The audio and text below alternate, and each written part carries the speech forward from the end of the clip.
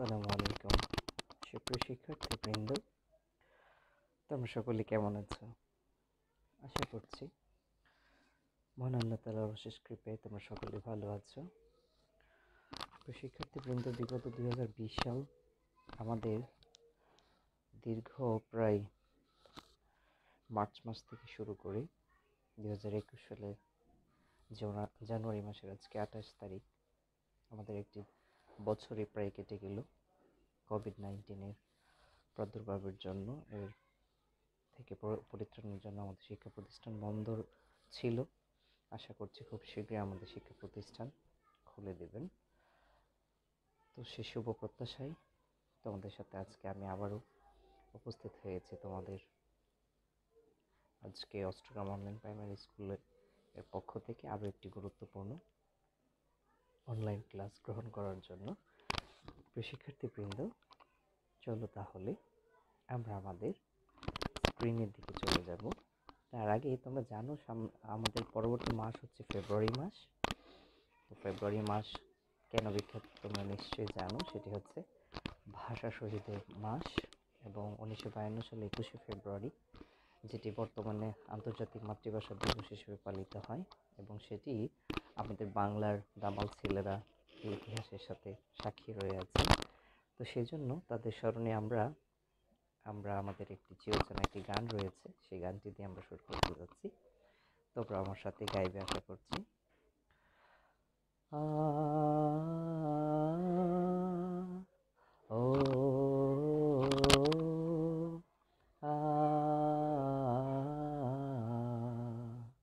আমার ভাইয়ের রক্তে রাঙানো 21শে ফেব্রুয়ারি আমি কি ভুলিতে পারি, ছেলেহারা শত মায়ের অস্ত্র গড়াই ফেব্রুয়ারি আমি কি ভুলিতে পারি, আমার ভাইয়ের রক্তে রাঙানো 21শে ফেব্রুয়ারি আমি কি ভুলিতে পারি। ধন্যবাদ শিক্ষার্থীবৃন্দ।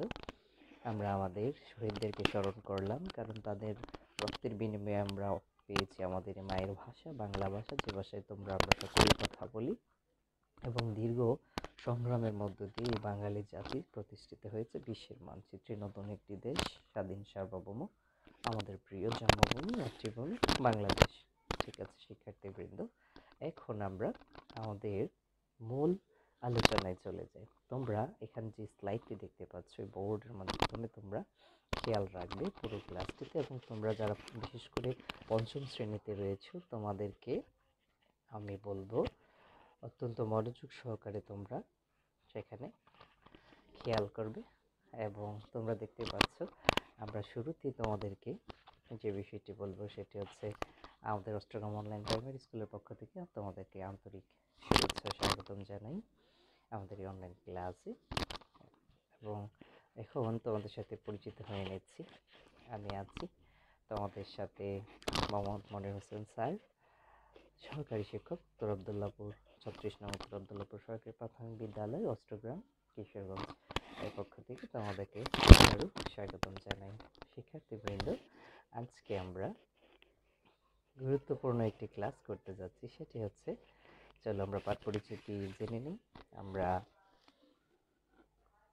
প্রথমেই পঞ্চম শ্রেণী আমরা আজকে ক্লাসটি নিতে যাচ্ছি, সেটি হচ্ছে বাংলা। আমার বাংলা বই থেকে এটি হবে এবং অধ্যায় 3 এবং সেটি হচ্ছে সুন্দরবনের প্রাণী।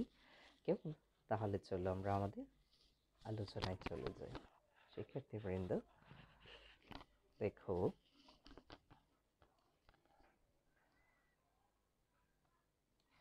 আমরা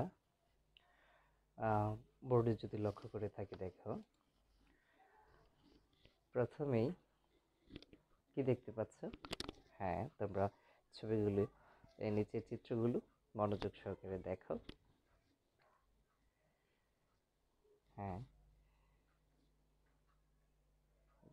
এবার কি দেখতে পাচ্ছ? চিত্র প্রাণীগুলো আমরা কোথায় দেখতে পাই? চিন্তা করো তোমরা, কোথায় দেখতে পাই? হ্যাঁ, আচ্ছা, নিশ্চয়ই কোনো বনে আমরা দেখতে পাই, তাই না? হ্যাঁ,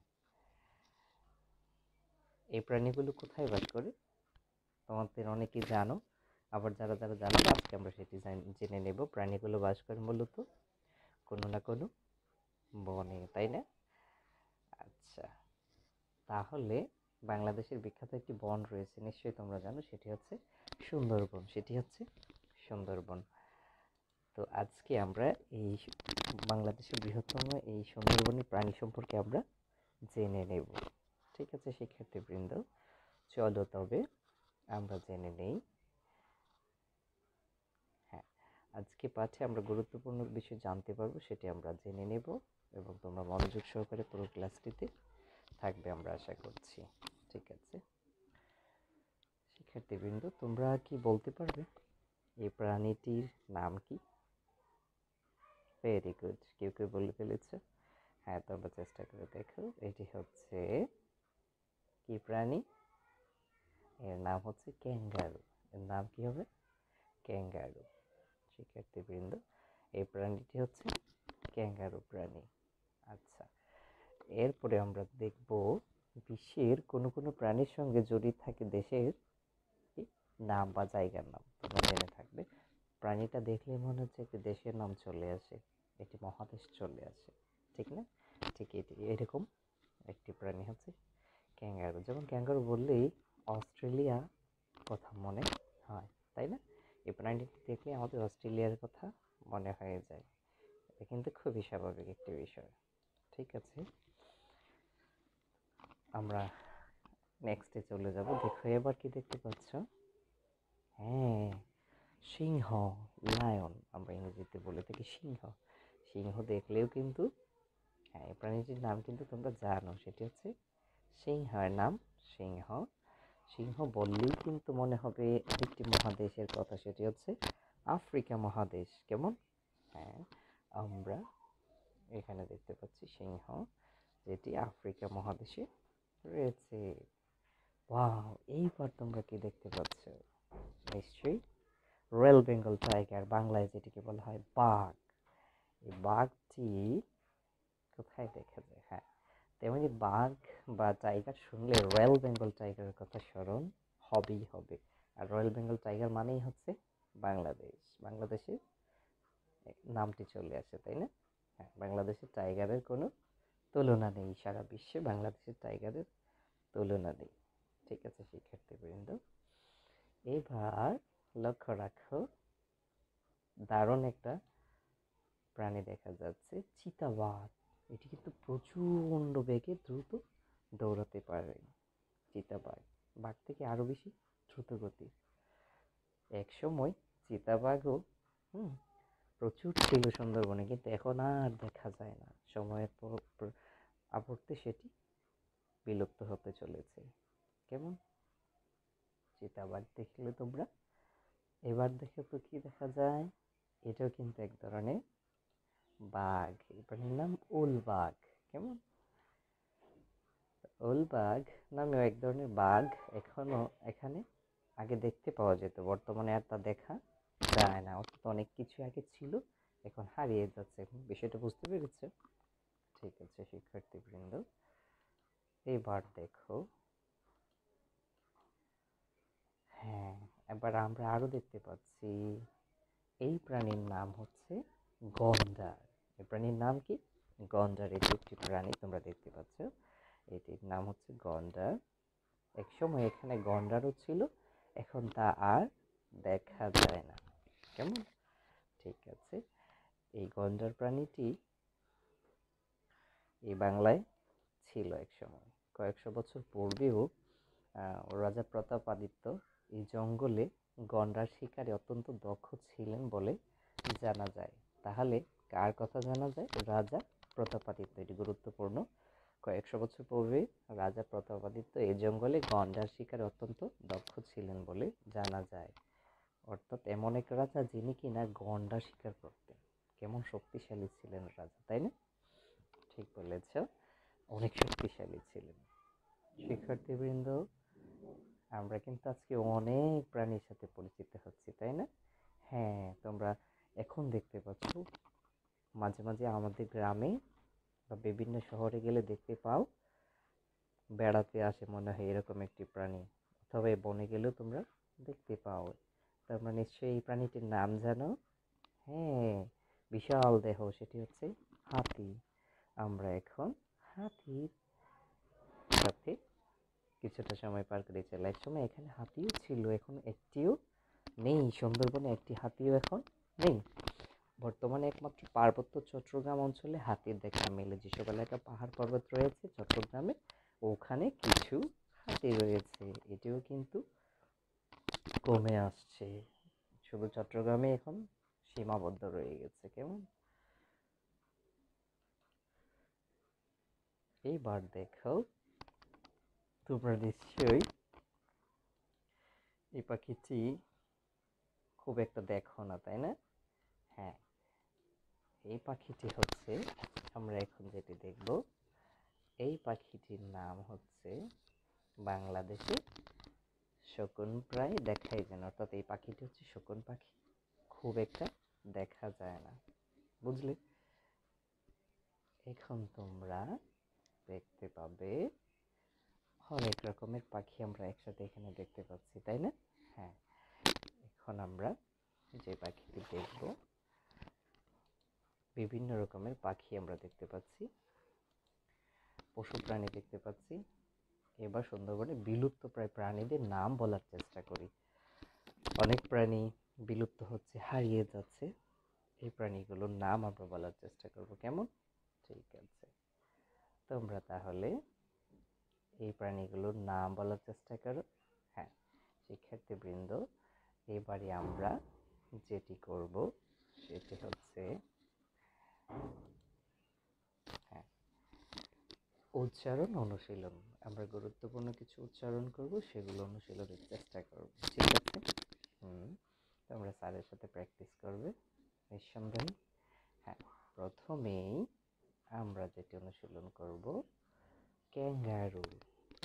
ক্যাঙ্গারু, তোমরা জানো অস্ট্রেলিয়া মহাদেশের যে প্রাণীটি আছে সবার আগে, সেটা হচ্ছে এই ক্যাঙ্গারুটি। তোমরা দেখতে পাচ্ছ, এত ব্যতীত, এছাড়াও। তারপরে এখানে দেখো অবলুপ্ত। অবলুপ্ত মানে যেটি হারিয়ে যাচ্ছে, যে প্রাণীগুলো, তাই না? দক্ষ, কোনো একটা কাজে অনেক ভালো পারে, যে দক্ষ। আচার্য প্রফুল্লচন্দ্র একজন বিজ্ঞানীর নাম।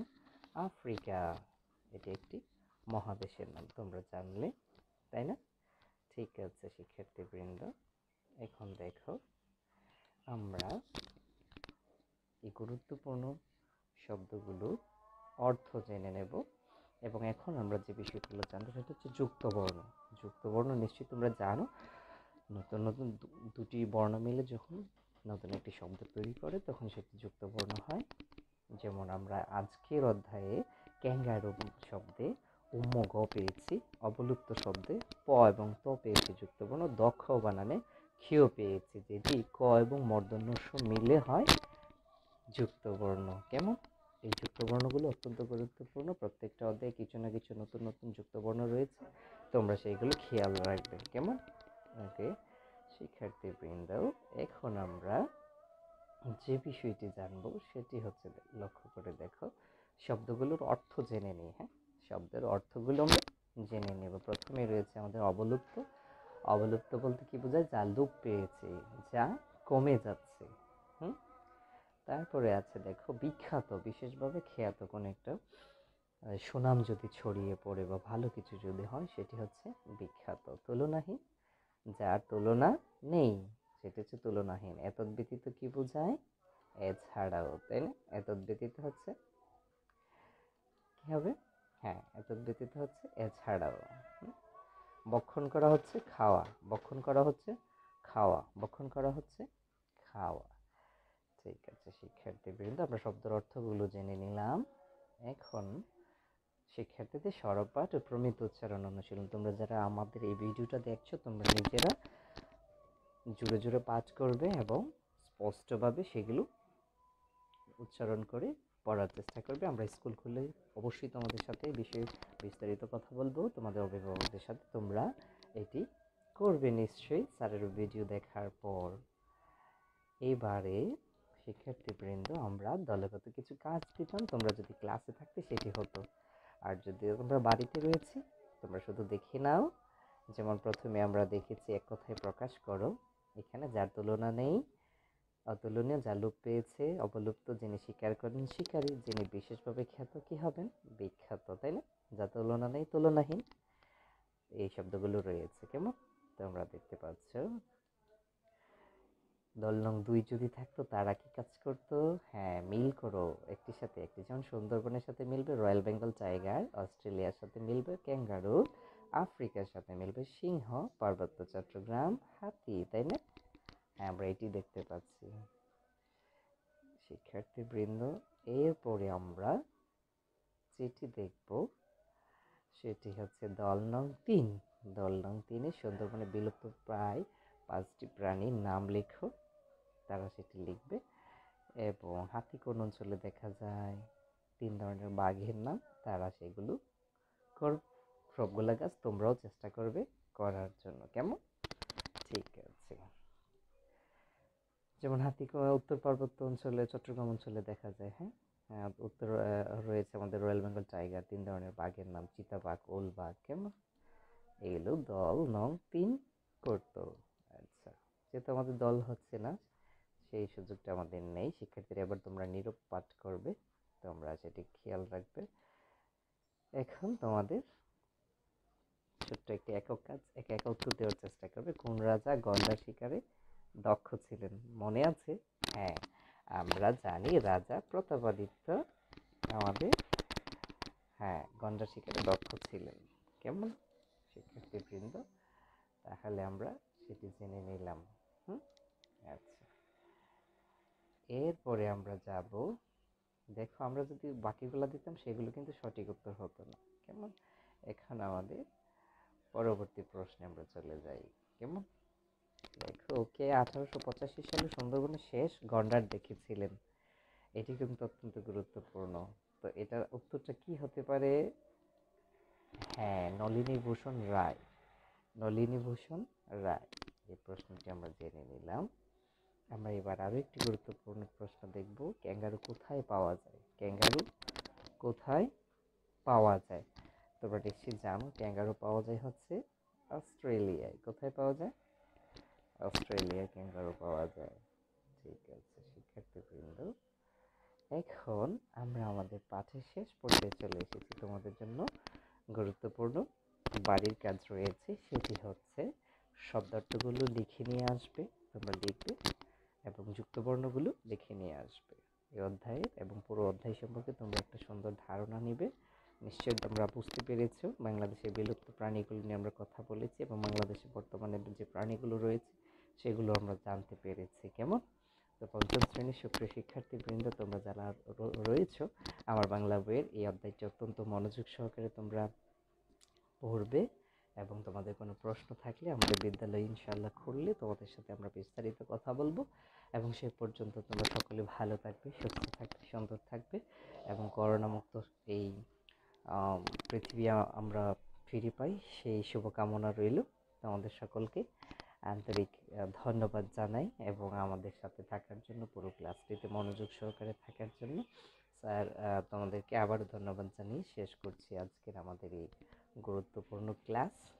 এবং তোমরা সকলেই ভালো থেকো এবং স্যারের জন্য দোয়া করবে এবং তোমরাও সকলে নিরাপদে থাকবে এবং পরিষ্কার পরিচ্ছন্ন থাকবে। বিশেষ করে করোনাকালীন এই সময়টা অত্যন্ত সতর্কতার সাথে থাকতে হবে আমাদের সকলকে।